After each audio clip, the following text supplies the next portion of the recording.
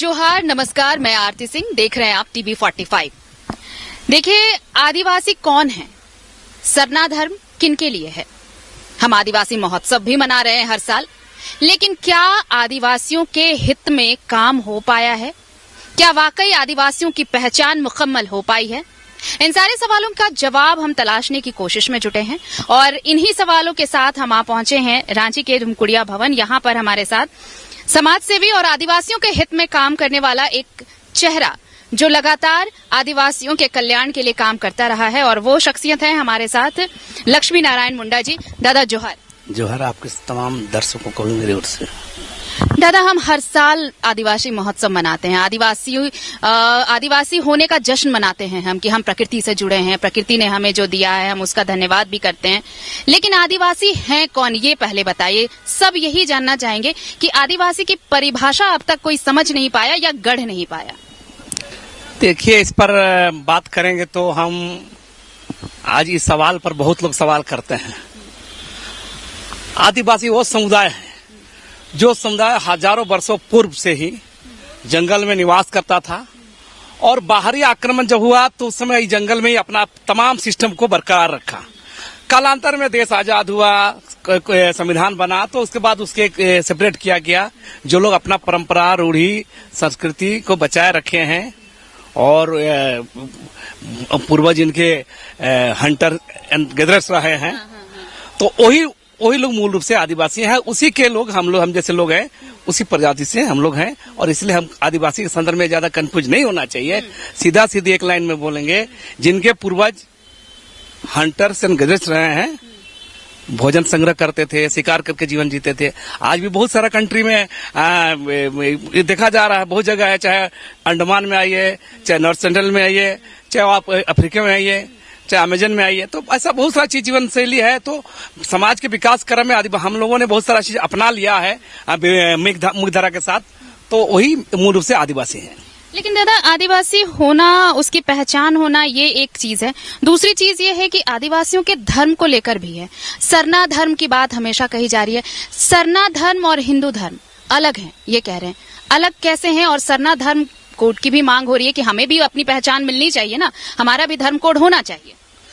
देखिए, दुनिया में जितने भी रिलीजन आए हैं, 4000-5000 साल पहले से कोई रिलीजन नहीं है। आदिवासियों का रिलीजन के संदर्भ में जब सब रिलीजन सेपरेट हो गया है, तो हम आदिवासी का सरना क्या है, सरना रिलीजन क्या है? हम बोल रहे हैं कि इस देश के अंदर में 700 से ज्यादा समूह है, आदिवासी समूह है। सब एक्चुअली प्रकृति पूजक है, तो प्रकृति की पूजा करते हैं। तो खास तौर से हम लोग उसी का, जैसे आप गोंडी लोग हैं, गोंडी मानते हैं, है ना, भील लोग हैं, है ना। झारखंड में ही देखिएगा, कोई सरना बोलते हैं, कोई बाहा बोलते हैं। तो मेरा कहना है कि एक सेपरेट ट्राइबल का जो रिलीजन, जो प्रकृति पूजक है, और खास तौर से एक सरना प्रचलन में आया है झारखंड, बंगाल, उड़ीसा, छत्तीसगढ़। ये सवाल हम इसलिए पूछ रहे हैं लक्ष्मी जी, क्योंकि ये कहते हैं जो आदिवासी हैं, वो ये कहते हैं कि उनका धर्म सरना है, वो हिंदू नहीं है। आप देखें, मुख्यमंत्री जब जेल से बाहर आए, उन्होंने मंदिर जाकर मत्था टेका। वो मंदिर भी जाते हैं, पूजते हैं, शिव को पूजते हैं, राम को पूजते हैं, और बाकी ऐसा भी एक धड़ा है जो कहता है कि आदिवासी हिंदू नहीं है। बस ये कंफ्यूजन क्या है? देखिए, मेरा कहना है, देखिए, मूल रूप से मूलतः आदिवासी प्रकृति पूजक है। इससे दूर कोई फालतू बहस नहीं होना चाहिए।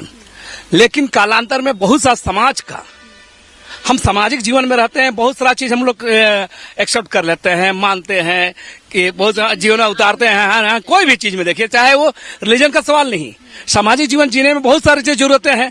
हम वेस्ट कंट्री का भी लेते हैं, है ना, अफ्रीकन का भी लेते हैं, चाइनीज का भी लेते हैं। तो मेरा कहना है कि ये सारा चीज तो मैंने ओल झोल मिलेगा ही।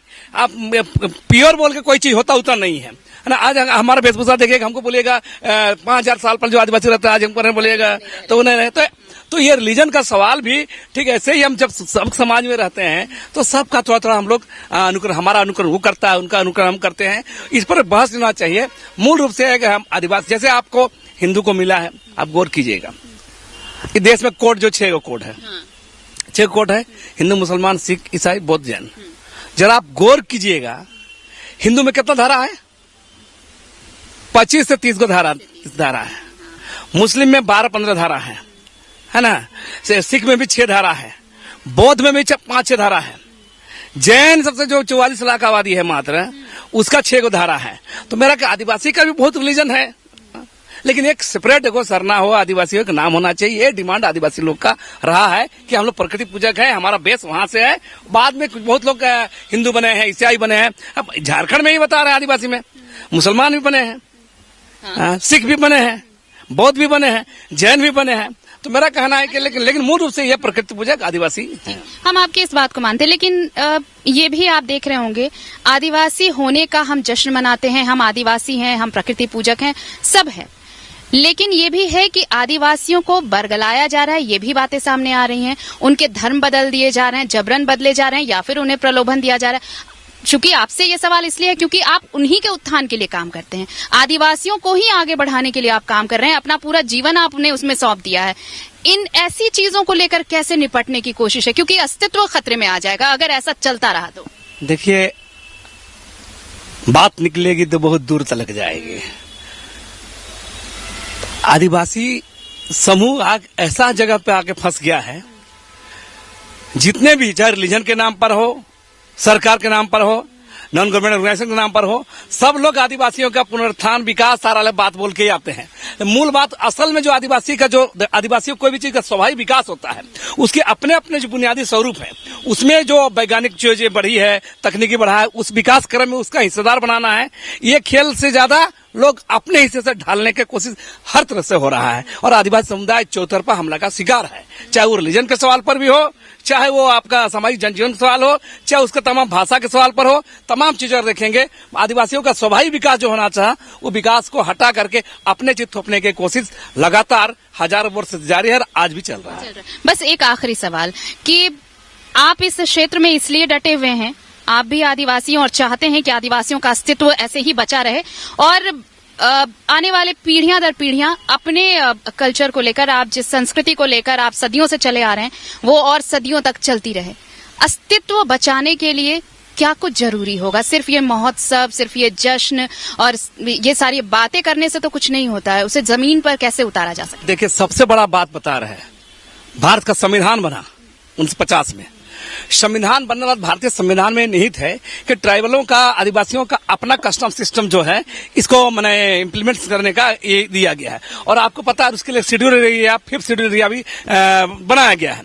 आप देखेंगे अनुच्छेद 244 5th शेड्यूल 5वीं सूची क्या मतलब है। उस इलाके के आदिवासियों की जो कल्चर है, उनकी जमीन है, उसका रहन सहन है, उसके सामाजिक परिवेश पर कोई आक्षेप न हो, इसलिए 5th शेड्यूल बनाया गया था। आज उसका भी अतिक्रमण हो रहा है, उसका भी, और कौन कर रहे हैं? हमारा कहना, देश के अंदर में जो शासक हैं, जो रूल कर रहे हैं, वो लोग संविधान में जो उल्लेखित है उसको भी आज हासिल करने की लड़ाई लड़नी पड़ रही है आदिवासियों को। आदिवासी इस मैदान में फंसा हुआ है और इस बात को मानना पड़ेगा ईमानदारी पूर्वक। चाहे आप सरकार राष्ट्रपति बन जाए, प्रधानमंत्री बन जाए, मुख्यमंत्री बन जाए, नहीं होगा जब तक आदिवासी के अंदर में पुनर्रेनेसा नहीं होगा, पुनर्जागरण का दौर नहीं होगा, जब अपने चीजों को लेकर सचेत नहीं होंगे, तो ऐसा सामना करना पड़ेगा और ये लड़ाई चलती रहेगी। आप रेनेसा की बात कर रहे हैं, पुनर्जागरण की बात कर रहे हैं। पुनर्जागरण के लिए फिर वैसे एक आंदोलन की जरूरत पड़ेगी, फिर ऐसी एक इच्छा शक्ति की जरूरत पड़ेगी, क्योंकि बिना इच्छा शक्ति के जिस रेनेसा की बात आप कर रहे हैं, जिस पुनर्जागरण की बात कर रहे हैं, वो तो संभव नहीं दिखता दादा। देखिए, ऐसा नहीं है, आप गौर कीजिएगा, प्रयास हो रहा है। और थोड़ा थोड़ा आज देखिए, आज जो भी सोशल मीडिया के आने से, सारा चीज आने से, बहुत सारी लोग चीजों को फॉलो कर रहे हैं ना। बहुत सीधे से बोले हम हिंदू नहीं है, हम मुस्लिम नहीं है, हम ईसाई नहीं है। ये बात पहले नहीं था, आज इस बात सामने आ रहा है, इसलिए कि वो अपने अतीत से जुड़ना चाहते हैं, अपने इतिहास को जानने की कोशिश कर रहे हैं, अपना संघर्ष को, जो गौरवशाली परंपरा संघर्ष रहा है, उसको याद कर रहे हैं लोग, और कुछ लोग जानने की कोशिश कर रहे हैं। लेकिन सवाल है कि आप बोलिएगा बिरसा जिस तरह से पहने तो उत्पन्न लड़ाई नहीं होगा। आप बिरसा का रास्ता हो सकता है, लेकिन आप तौर तरीका, संसाधन, हाँ, आप जैसे आप दुनिया में इसे इनकार आप नहीं कर सकते हैं। आज क्या है, कंप्यूटर, इंटरनेट, एल्गोरिदम, है ना, रोबोटिक्स, है ना, इस सबका दौर आ गया है।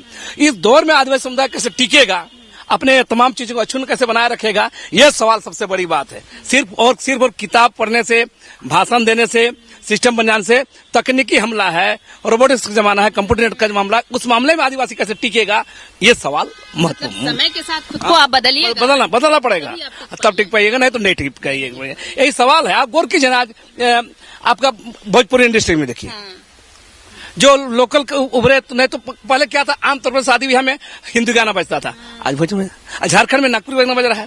तो वो हाँ, ये सवाल तो होना चाहिए दादा। देखिए, हम खूब बोलते हैं कि झारखंडी हैं, लेकिन अभी भी झारखंडी घर में भी कोई पर्व त्योहार हो रहा है ना, अगर बड़ा पैमाने पे कुछ कर रहे हैं हम, तो फिर वही भोजपुरी गाना चला देते हैं। हाँ, तो मेरा कहना कि तो यही सवाल है ना, तो क्योंकि उसका हमला ज्यादा तेज है, उस हमले से बचने के लिए आदिवासी को तय करना होगा, उसी पर विचार करना होगा।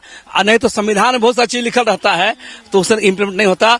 रूल करने वाला कौन है, विकास के दौर में हम कहाँ खड़ा है, इस सारे सवाल को भी सामने लाना होगा, इस पर बहस करना होगा आदिवासी समाज को, तब जाके आदिवासी बचेगा। अपना तमाम चीजों को अतीत के जो पहले का जो रहा है उसी से रहा है, नहीं तो अन्यथा सिर्फ बकवास ही होगा। बहुत बहुत धन्यवाद दादा हमारे साथ जुड़ने के लिए। तो हमारे साथ समाज सेवी और आदिवासियों के हित में एक लंबा वक्त देने के लिए और अपनी जिंदगी उन आदिवासियों के हितों में काम करने के लिए झोंक देने वाले शख्स लक्ष्मी नारायण मुंडा जी हमारे साथ थे, जो वो कह रहे थे कि अगर आदिवासियों का अस्तित्व बचाना है तो सारी चीजें तो जरूरी हैं, लेकिन साथ ही साथ समय के साथ चलना बेहद जरूरी है।